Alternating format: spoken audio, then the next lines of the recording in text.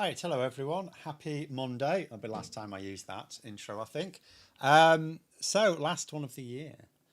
And I thought we'd just discuss a few things that have happened this year. It's been a very, very chaotic year. But it's also quite interesting. So, obviously, Trump and Farage both end on a high, but at the same time with signs that they're over the hill, they're in decline.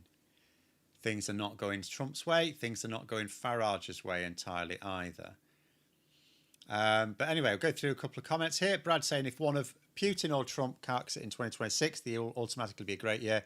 If both go, it'll be the greatest year since 1945. I'm not sure, you know. I'm not sure. Because first of all, with Putin, it need change nothing. It's not even like you can say the regime will stay, but Putin's the genius of that regime, and therefore it'll weaken without him. Putin over the last few years has made a lot of strategic errors. A lot of strategic errors. He basically, if Trump had not have won last year, Putin would be screwed. Absolutely screwed. He's gotten lucky, and even with his luck, he's still not necessarily in a great position. As for Trump himself, I don't know what's worse, because there's three possible outcomes. The first is that Trump rumbles on for the next few years, completely destroying the Republicans' reputation. The Democrats come storming back. Again, I know it's not going to be a simple transition of power. I know it's going to be very messy. Very probably violent again, but there could still be a relatively normal transition of power back to the Democrats, and they could stay there for a little while because Trump may cause such damage, just like Boris Johnson caused such damage to the Conservatives, and Liz Truss as well did her part, that there's no coming back for them for a long time. The only reason that we're not like much more optimistic for the future in Britain is because there's an offshoot of the Tory party that presents itself as fundamentally different. America doesn't have that. America's best chance at trying to come, like Republicans specifically, their best chance of trying to come back after Trump is to completely denounce Trump, but will they be able to? So, yeah, so that's a possibility. Whereas if Trump actually doesn't even have to die, if his brain dies, like if he becomes obviously unfit for office, like physically unfit for office, that he has to be removed, you know, does that make it better or worse? I really don't know. Like J.D. Vance doesn't have Trump's charisma, but he may be less erratic. He may be able to give the Republicans a look of more professionalism. So I really don't know which way that one goes. So it's probably best not to wish anything on anyone. Saying there, Starmer get into trouble for doing the 6-7 meme in a school that the pupils were banned from doing. One of the more amusing incidents this year. Yeah, that was a bad move. But it's, but yeah, I mean, for Starmer in general, it's been an absolute car crash of a year. And again, it's not even like he's making an arse of the governing side of it. There was obviously a bit, and now interesting, right? So I saw, oh, where was it now? Can't find it now. Oh, here it is. There was one of these comment pieces in the article, and it's entitled. The headline is, "Did 2025 mark the end of British parliamentary democracy as we know it?" And the article itself isn't necessarily what you'd imagine from the headline, but the headline itself is obviously contrived bollocks, isn't it? Because if you think about parliamentary democracy, what happened in 2025? A large rebellion of MPs of the party of government. Remember, Labour have a huge majority, right? That means the Labour leadership have pretty much carte blanche to do whatever they like. And yet, they were forced into a humiliating climb down over PIP because MPs, Labour MPs, opposition MPs couldn't do anything about it. Labour MPs said, we're not having this. This isn't right. They tried to explain to the leadership. The leadership just thought, oh, no, we've got a large majority. We do what I like. And they said, no, you can't do what you like. As Lady Hale said, the then president of the Supreme Court a few years ago over the prorogation of Parliament, Parliament is sovereign, not the government in this country, and Parliament exercised its sovereignty. You know, you had the government were told and the government were determined. They weren't just like, we'd like to do this, but, you know, we're a bit flaky on it. No, they were determined. So determined that they ended up having an incredibly humiliating day when they tried to still get it through Parliament and it wasn't going to happen. So that was an example of strong parliamentary democracy. Whereas over the last few years, you could have questioned the strength of parliamentary democracy. There was the prorogation of Parliament in the first place that had to go to the Supreme Court. But MPs really should have just gone, no, this is illegal, you can't do this. The MPs should have carried on in Parliament in 2019, carried on and made the government take them to court, not the other way around. Then there was Parliament allowing the government, their government, first of all Theresa May and then Boris Johnson, to make a harder and harder Brexit when they knew that Brexit full stop was going to be incredibly damaging. Then there was the fact that once that had happened, they offered no scrutiny over the trade deals, even though a lot of sectors important to the Conservatives, like farming, were highly critical of the trade deals. And then, of course, there's the fact that Parliament offered absolutely zero scrutiny over the government's handling of the pandemic in 2020, despite the bodies piling up. So there have been cases in recent years where Parliament has been subservient to the government unnecessarily, and where you could argue that is parliamentary democracy really as strong as it could be. But I would argue in 2025 is not the year where you get to question parliamentary democracy, because Parliament, even though they're all in the same party, these Labour MPs that rebel, they're the same party, their fortunes are tied to their own government, right? They don't want to go to war with their own. There's a few rebels that like to, but by and large, they don't want to go to war with their own government. But they did do, because they were going, look, we told you you wouldn't bloody listen. We're not going to back down just because you wouldn't bloody listen. It's a bit like if you own a business, right, but you employ a manager to run it day to day, right? But then they don't do what you say they're going to do. You're going to go in and interfere. Of course you are. It's your business at the end of the day.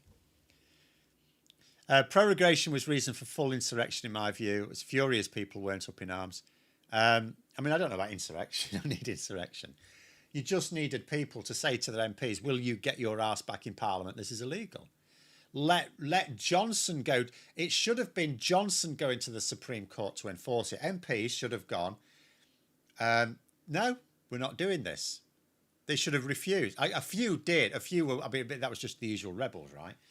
But they all en masse should have said, we're going to carry on going to Parliament because Johnson can't do this. If Russia UK get in the system, will be tested. Oh right, you mean as in Reform UK? We're tested as it's been in the US. Labour will need to be locking stuff down. The problem is, of course, they are looking at a few things down. You know, what Labour have been doing, even though they're not getting any credit for it because no one knows about it, right? I mean, if you look at the polling this year, across this year, honestly, it's a disaster for Labour. There's no sugarcoating it. The public perception of Labour is ground zero. And if it goes any lower, it'll be in crater territory. It's honestly awful. Never mind the voting intention polls. That's just what people look at. If you look at all of the polling, all of the detailed polling, there is nothing to give Labour any succour at all. I'll show you some really depressing ones in a minute. But nonetheless, they are doing a lot of things that would be popular if they would just explain it to people. And one of them, they are actually tightening up the rules. Reform UK can come in and change them straight back, but the argument could be that in doing so, they'll draw attention to the fact that they're loosening the rules designed to ensure transparency. But they can still do it. But the big one will be Labour's plans with this review for like foreign interference, because that is likely to come up with recommendations that could well also lock a few other things down in terms of how political parties can operate. So we will see what happens in April. This report comes back. So in terms of 2026, we do have some very interesting things happening. There could be very interesting things happen throughout the year, by the way, I'm not saying, but the first thing that we know will be very interesting will be at the end of March. At the end of March, that report will be published, presumably. Recommendations will certainly become known, and the government will be using it to drive its elections bill. So there's going to be battle lines drawn there, definitely between Labour and Reform UK. We'll have to see where other parties fall on it. I strongly suspect all the other parties, apart from the Conservatives, will support the recommendations. I'm not sure about the Conservatives. It depends whether they decide they need to draw a distinction or not with Reform UK or carry on being like them. The prorogation showed how much post-truth took over. Even after the Supreme Court ruled it unlawful, his loyalist voters defended him and attacked unelected judges. Well, exactly. It's ridiculous, isn't it? MPs should have taken matters into their own hands, though. Labour could have improved their polling if they got Andrew Windsor to deliver the budget and announce funding for sex offenders. Well, I mean, in all honesty, Rachel Reeves's popularity is like, I think it might even be worse. It's actually worse than Keir Starmer's. And again, you know, I mean, I would argue unfair, but politics isn't fair. Life's not fair. At the end of the day, Labour, the most important skill of any government is presenting yourself to the public. It's always the most important thing. That public perception is vital. If you don't know how to play the game, you will lose every time. If you cannot play the PR game, you are going to lose. And it doesn't matter how much good Labour do in government. It doesn't matter. It'll all be washed away if they lose the next election. Even something like, I did a video on Boxing Day about the hunting ban, the fox hunting ban. So fox hunting in theory has been banned for like 20 years now. It's not really though, because they just fiddle it. So they're getting rid of the loophole now. Getting rid of it. So that's great. Fox hunting will now be properly banned. But the ban is not expected to come into place until 2030 because there's still a lot of things to do on it. They've just announced their intention. The detail hasn't been done yet. And the reason for the delay, I strongly suspect, is to avoid a cliff edge loss of jobs in rural communities. But by 2030, it should be properly banned. But there's an election in 2029. If Reform UK win it, or Reform Tories win it, I don't think Reform UK can win it outright. Reform UK were at their peak in September. We had an MRP poll in September. Even that did not show that they can get a majority. So that was at their peak. It did not show them getting a majority. So if at their peak they can't get a majority, you know, I don't know. I'm not saying they're going to now decline and blah, blah, blah and go back down to 15%. I mean, it's far too early for that. But there is good reason to suppose maybe they have peaked and they won't get back up to that. Again, there's lots of other things in the mix, so I don't want to be too certain on that. But that's possible. But so realistically, what I'm saying is I don't think there will be a Reform majority government. It would have to be some sort of Reform Tory something, coalition, alliance, whatever. They would, of course, both repeal the ban completely, and it will never come into force. So the sort of things that have to happen, you know, if Labour win the next election, then they will have, come what may, they'll have been in power for 10 years. They can actually have carried out a lot of reforms then. We should have reforms over housing bedded in, reforms over the NHS bedded in, reforms over energy bedded in, reforms over animal rights bedded in, reforms over trade bedded in, because we should by then certainly be in the position where we're starting to talk about, I mean, maybe even in the customs union by then, and maybe looking at the single market a bit hungrily as well. So I think we'll have a big, if they can just win the next election, I am a lot more positive about the future, even if they lose the one after it. But if they lose the next one, I just don't see anything they're doing now. It can all be swept away. It'll be far too fragile a state. It will be literally like George Osborne used to talk about green shoots. That's what it'll be like. You'll be easily ripped up.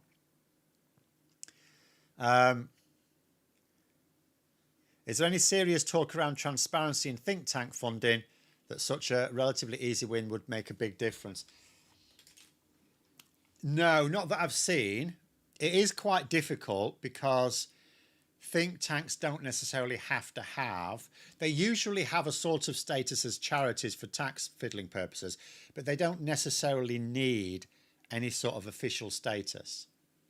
So it might be quite a tricky one, but I haven't, you are right. In theory, there should be transparency over any group that is influential on policy, but in reality, it's probably quite difficult to do it. So to be fair, chancellors rarely have high approval. The only one who did was Sunak because he gave out money like there was no tomorrow. Well, yes, that is true. But nonetheless, Reeves's unpopularity is really quite catastrophic.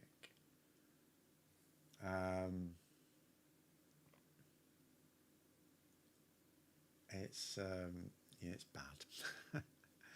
It is bad. But I mean, if I show you let's do some disappointing things. So first of all, in terms of this is where people rate different policy areas as being top importance, right? So over 2025, this is comparing polling in January, because YouGov poll this all the time. So from January to December, the economy has increased as a top issue by +3. That means 3% of the population think the economy is a top issue more than did in January. That's quite normal. You can see it's fairly steady. It goes up and down. You can see it peaked a bit during the Trump tariff main assault, but it's fairly static. Immigration has increased by 6 points. Is that 6 points? Immigration has increased, though. I mean, it was already high at the start of the year. It's increased even further. Again, it's not quite at its peak, but then again, we might expect late summer to be regular peaks of immigration. But immigration is considered a top issue, and Labour are not getting on top of it in terms of public perception. Health has dropped down. So one thing that Labour, and again, it might be that people just saw, even people who are critical of Labour may think that at least they run the NHS all right, so they don't think it's a top issue anymore. This was something that was happening last year as well. As soon as Labour came in, health dropped down as a top issue quite rapidly. And it was like, bollocks. This is the one win you can almost guarantee a Labour government will get. And people are now going, yeah, but we're not bothered anymore. It's mad. Why wouldn't you strip their charity status immediately? Because some of them are actual charities, genuine charities that rely on donations. Some are not.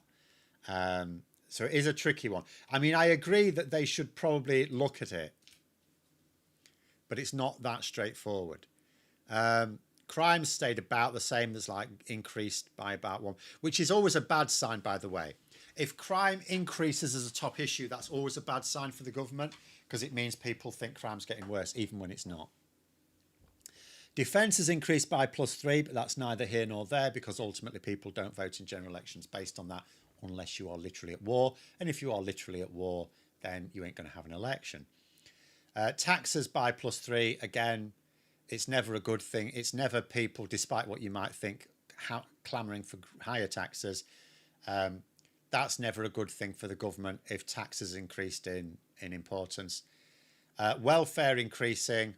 Again, you can take it both ways. You could take it, people feel there's an assault on the welfare system, so it rises in importance. But in reality, we know from other detailed polling, this is people who think we're spending too much on welfare. Housing has dropped by 5. That's a good sign.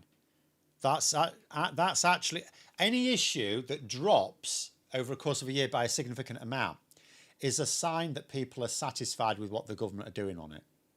So the fact that housing has dropped is arguably a good sign that people are satisfied that Labour are talking a good game on housing. The environment dropping 3, again, is a sign that they are happy that Labour are talking a good game on that. Brexit increased by 2 is a sign that people aren't happy that Labour are going far enough in reversing Brexit. And then the rest of them, I mean, what have we got? Education -1, but it's fairly low anyway. Pensions -5, but that's fairly low anyway. Families stay the same, very low. Transport -1, which is a good thing, but it's already it's a bottom feeder transport. It's never a top issue for people. So, but if we look at the ones that are top issues, the fact that the economy's increased means people are more worried about the economy. The fact that immigration's increased means people, basically anything that increases in importance, people are more worried about it. If it decreases in importance, it means they're less worried about it. So, yeah, these aren't good for the government when you look at it in those terms. And then a much worse thing for the government would be these. So all of these arrows to the right are measures of dissatisfaction with the government. So what you can see, so the purple bits at the top are all these policy areas for the general population. And then the ones down here, the bottom ones in red, are specifically for those who voted Labour in 2024. So if the arrow is moving to the right, all of these are percentages who say the government's doing badly on these things. So all of them show that both Labour voters and general public think the government is doing badly on all of these things by large, like the smallest one is 18%, no, 21%. It was 18%, it's now 21%. So 21% of Labour voters think the government's doing badly on terrorism. That's the smallest. That's the in terms of the general population, 40% think they're doing badly on terrorism. Again, that's the smallest. But the problem is, all of these numbers are very big. This is dissatisfaction. Most of them are above 50%, which is really bad news, even amongst Labour voters. And only one of them went into reverse. Amongst the general population, they're less dissatisfied with transport than they were at the start of the year by 1 point. For everything else, you can see the arrows going to the right, which means more dissatisfied. This is a dissatisfaction scale. So on every policy issue, and in some cases a significant increase in dissatisfaction with the government, the economy, immigration, National Health Service, taxation, inflation, housing, welfare benefits, crime. Some of these things, by the way, have actually been getting better. They're provably getting better, but you can't argue with public perception. And these numbers are so huge. We're not just talking about a few that, you know, aren't all that. These are huge numbers. This is a disaster area. Do you think Labour promising 1.5 million homes this Parliament was a mistake? Because it's overly ambitious, will only end in failure. Not if they thought they could do it. If they think they can do it, you are better off having an ambitious target that you meet, because then I would argue it's better to promise 1.5 million houses or new homes. It's not houses, new homes, and deliver 1.5 million new homes where you get to say, we met this ambitious target, than it would be to promise 1 million, which wouldn't have been that impressive, because that's what the Tories are already doing, 1 million and deliver 1.5 million, because then it's like, okay, you over-delivered, but you didn't have much ambition. No, I would say there's nothing wrong with an ambitious target, as long as you either meet it or come very close. I mean, no one's going to argue the toss over 1,450,000 new homes, right?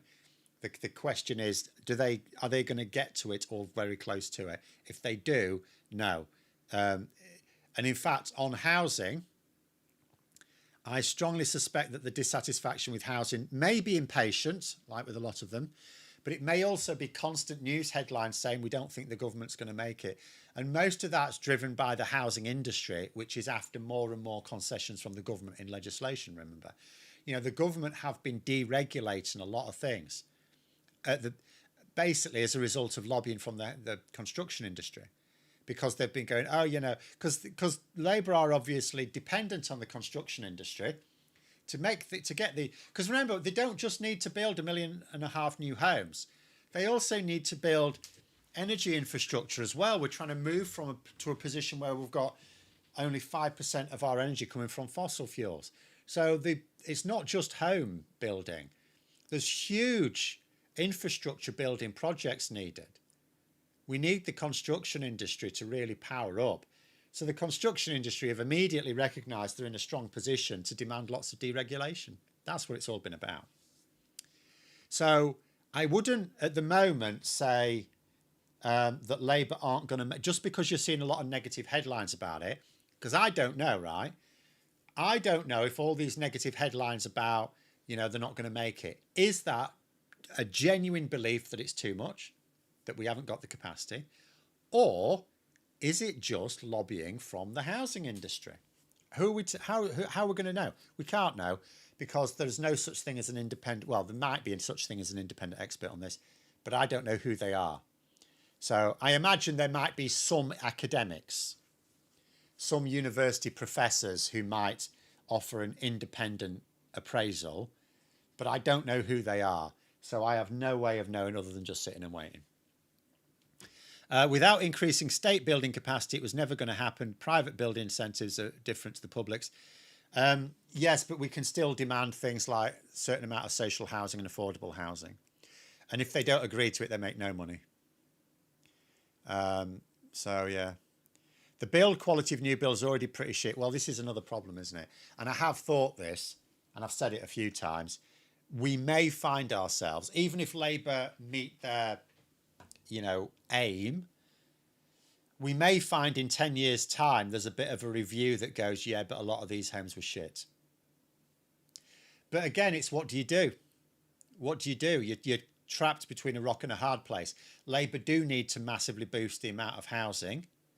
They have to, because we're well short. But at the end of the day, they can't just hire their own architects and builders and stuff like that and get it done in time. Like, this is what I would do in my socialist utopia. There would be, the Department of Housing would literally be a department. It wouldn't just regulate housing, it would build housing. In my idea, the government would actually have its own architects, it would get its own land, it would have its own architects, it would have its own builders, it would, you might even have, I don't mind private sector for building materials, but you might even, for some common things like bricks and tiles, you might have your own government run factories as well. And you would build your own houses. There would still be room for a private housing sector, that's fine. But for the essential housing needed, the government would do it. But there's no way of doing that quickly or easily. The amount of money that you would have to pump into it, and where do you get all the builders from and all the rest of it? Yeah, it's not happening. So you are reliant on the private sector. And the private sector knows that. They know that. They know that all they have to do is be difficult, and you'll have to give them what you want. They're completely trapped. I've heard that houses built aren't exactly to the highest standard. No, I can't imagine they will be. Will be controversies about dangerous housing similar to the Conservatives in school. So there was already an issue a few years ago under the Conservatives where some new builds were literally dangerous because they were mixing the mortar. They were being tight on the mortar and it was crumbling. So people were moving into new builds and they weren't even safe. Hopefully that won't happen. Hopefully the threat of prosecutions, if the government privately are telling construction companies that if the houses aren't fit, we will take you to court, you will have not just, because back then it was individual home buyers who had to take them to court. The government could threaten them with government action, right? So I'm hoping that although some of the standards may not be as high as we would like, it shouldn't be dangerous. So, but we will see. I mean, at the end of the day, it's going to be one of those things we're not going to find out, are we, for years? Could Labour cheat and just repurpose a load of long-term vacant property and count it towards the target? No. No, there's something really very... There's already a fiddle in a way in that. So when Labour say their target is to build 1.5 million new homes, that doesn't mean that if they succeed, that there'll be 1.5 million extra homes. Because remember, old residential buildings have been knocked down all the time, because buildings do come to the end of their natural life,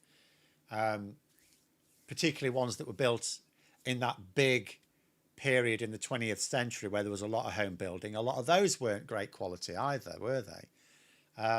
So you're having houses and homes and flats knocked down all the time. So even if they do succeed, it doesn't mean we'll have an extra 1.5 million new homes.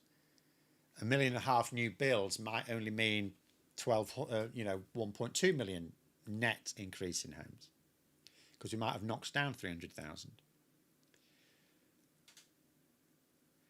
Not a Labour problem, but it's embarrassing that we're building more houses a year in the 1950s than today. 2.8 million in the 1950s between council and the private sector. Yeah, a lot of them were shit, but yes, but that's because there was a proper desperate need. These days, although some people describe it as an emergency, it's not actually an emergency. We don't have enough, but it's not a critical problem. If it were, then we would absolutely be doing it, and we wouldn't pay attention to immigration figures. We'd be bringing people in from all over the place to build them. Because that was another thing, we were bringing people in from all over to build them, weren't we?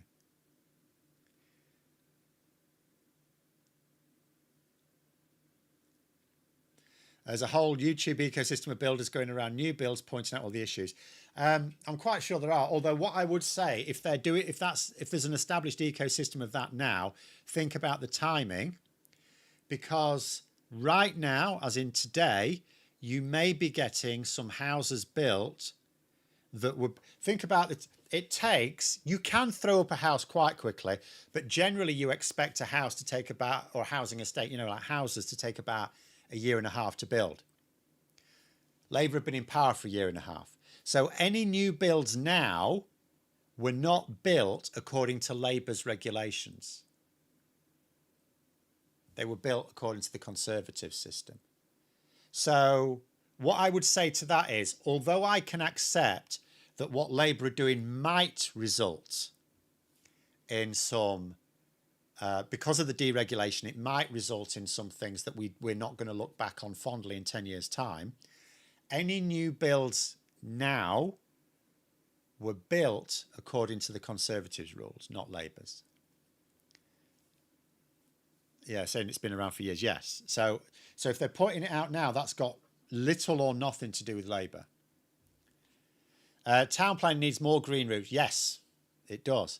Green walls, trees lining streets, mitigates urban heat island. Yes, reduces rainfall runoff and improves biodiversity. Yes, it absolutely does. You're right. Better for insulation as well. You have we can't build hobbit holes, but they would be brilliant. Hobbit holes are brilliant, right? Because really well insulated. They did build one in Doncaster. They did this, one of the Millennium projects in Doncaster. Unfortunately, it's shut now, but it was really good. It's a shame that it didn't attract enough to keep it going, because it was really good. I think they called it the Earth Centre or something, I forget. But it was basically an ecological science park, and it had what you would describe as a hobbit hole, but this house, a lot of room inside it as well. And it did had grass over the top of it. And you imagine that as well, because what you've got, first of all, if you had literal hobbit holes, so you'd be really well insulated, and you've got a play area for the kids on top. You don't need a load of room for a garden. Brilliant. Stick a goat on top to keep it under control. Perfect. But I strongly suspect that we can't realistically do that. We don't have enough room to be that. But we should certainly, yes, have, you think, just things like garden roofs are just good for insulation, as well as a few other things. Of course, if they do succeed in meeting the building target, they'll be castigated for providing housing for foreigners. Yeah, they'll be able to. That won't actually be the case, of course, because there won't be not many foreigners will be able to afford a new build.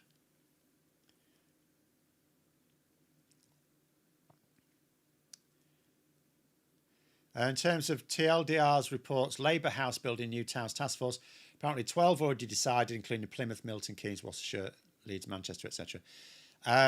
Yeah, the thing is, I mean, there's a couple of things about that. First of all, only 3 are going to be, they're not going to be ready for the next election. There's only 3 even going to be begun.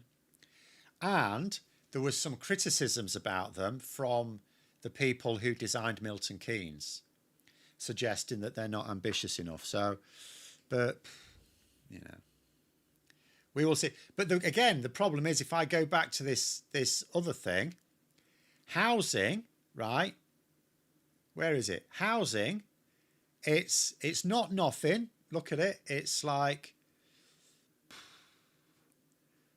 a bit under 20, but it's not a top issue for a lot of people. And it's become less of an issue over time. So people are deciding that, you know, it's not a top issue. It's not going to swing the election. The thing that will swing the election is the economy. And when people say the economy, they mean their personal economy.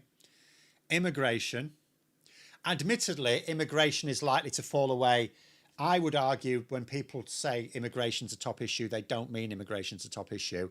They mean a load of individual things are top issues that they think immigration is making worse. So if you improve people's standard of living, if you improve housing, if you improve access to the NHS, if people think that crime is getting better, all of the and if they don't feel that they're being squeezed as much on taxes, then arguably immigration could drop down as well. The Tories will just privatise the goats. Yes, well, that's the other problem, isn't it? I think Labour also intended to take away the send costs from local councils, making it part of the education budget. Yes, I've heard that. Right thing to do, but will make problems for the education budget. Yes, because I don't imagine Rachel Reeves is going to give Bridget Phillipson a shitload more cash. Yes.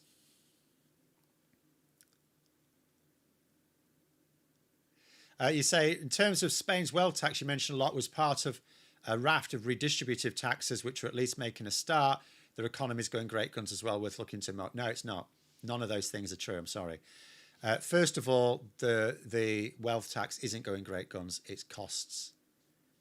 So what you're looking at, or what people will want you to look at, is go, oh, the wealth tax, it brought in this amount. By the way, which is tiny. It's next to nothing.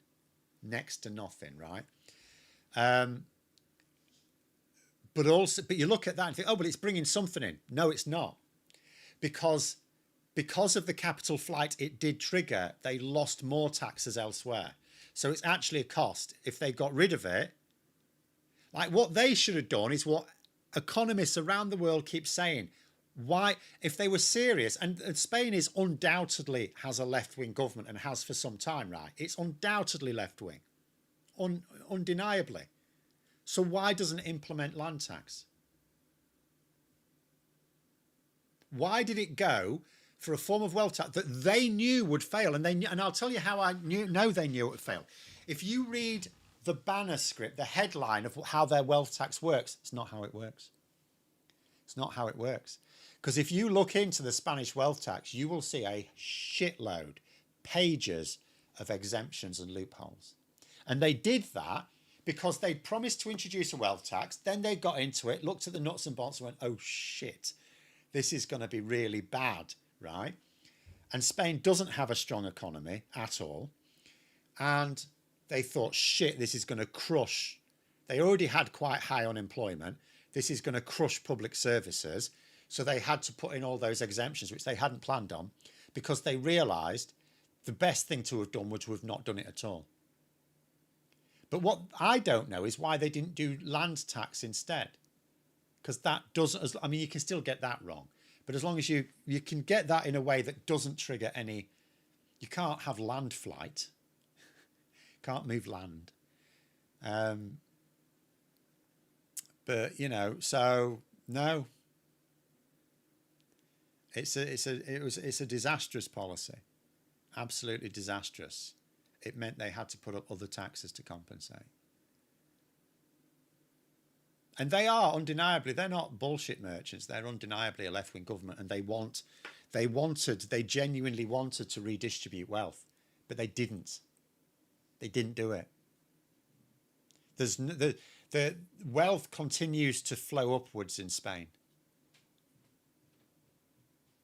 and they don't have a land tax. I'd love to know why. I'd love to know why. Because like I keep saying, you've got economists, and they've been saying this for over 150 years. It's probably getting on for 200 years now. You've got economists on the left and you've got economists on the right. I mean, top economists as well. We're talking about Nobel Prize winning economists who say, if you want to tax wealth, tax land. And I wish I knew what the reason. There must be a reason, because it's not just in this country and this government. It's in every country. Or in terms of the countries we're thinking of, in terms of comparable with the UK, they just don't tax land, and I really wish I knew why. Anyway, I've gone well over time here. I'll have to close it up soon. I've got another stream in a bit. Last few there say, you say you're wrong on this. I looked into myself the numbers on all the tax changes. No, you didn't, because top economists have pointed it out. They've done reports on it. What you've looked at is some hard left journal that wants to bill it as this great thing. Please God, don't tell me you've been listening to that professor accountant fella.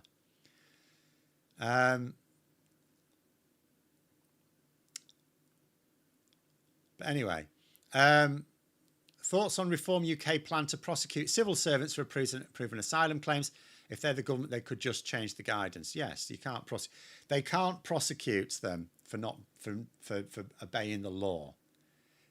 So if I haven't seen that Reform UK have said that, if they have, again, that's just random populist bullshit. I'll tell you what it is. I am assuming that must be quite recent. I would guess this, right? This is what I would guess. They've dropped in the polls. They don't like it. They've dropped in the polls. They don't like it. Hang on a minute. Urbane's just said, I'm a business analyst. I looked at the government figures. You can't look at the government figures. The government's the government that wants you to think the wealth tax works. You can't look at the government figures. You've got to look at independent analysis if you want to get a good image of how a tax... the government that wants you to believe that a wealth tax has worked, you're saying you got your information from that government. Do you not see that? That's not how this works. But anyway, back to Reform UK. Sorry, I've got to wrap it up here. I think they've dropped in the polls. They may recognise that they're struggling amongst moderate voters. The whole reason they tried to moderate was to try and win those moderate voters, but it's creating friction with their base. Something like, oh yeah, we're just going to arrest all the civil servants goes well with their base. I think that's what they're doing. I would guess, it's pure speculation because I've not seen the comment, but I would just guess they are looking at trying to shore up their base. Because they don't want the poll. Because if the polling drops much more, I don't think it will immediately, by the way, but if it did, if the polling drops much more, again, the momentum, all it takes is for Labour to get a big win with the public. Theirs could start to go up a bit more. If the Conservatives also, and I don't think the Conservatives are going to sort themselves out, but if they did, then, if that changes the arithmetic, if Reform UK suddenly lose what was a very big lead, then the momentum's going the other direction. And that won't work well for them in May's election. So I strongly suspect they're trying to shore up support where they can. They're going to struggle to shore up moderate support at the moment because of all the scandals. So I strongly suspect they're trying to shore up that core support that is not necessarily happy at some of the moderating stances Farage's have. You'll know they're in trouble if Farage starts praising Tommy Robinson. But there it is. But anyway, thanks for coming on, everyone. Have a great rest of year. I shall see you in the next year, I suspect. But I will be streaming on Twitch in about 15 minutes as well. But have a good one. Until next time, I'll see you later.